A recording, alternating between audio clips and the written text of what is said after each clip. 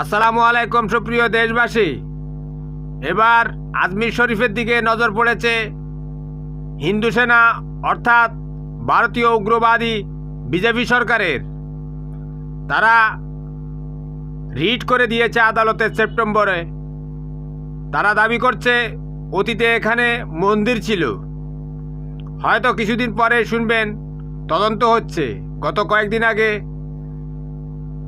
উত্তরপ্রদেশের শাহী জামা মসজিদে দেখেন নাই, তদন্ত করতে গিয়ে তারা 4 জন মুসলমানকে শহীদ করে দিয়েছে।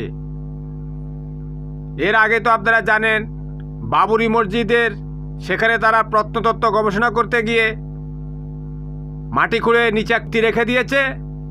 এরপর সেখানে বলেছে রাম মন্দির আছে। বাবরি মসজিদ ভেঙে সেখানে তারা রাম মন্দির বানিয়ে ফেলেছে। তারা কিন্তু গাজওয়াতুল হিন্দ শুরু করে দিয়েছে। আমরা কিন্তু ঘুমিয়ে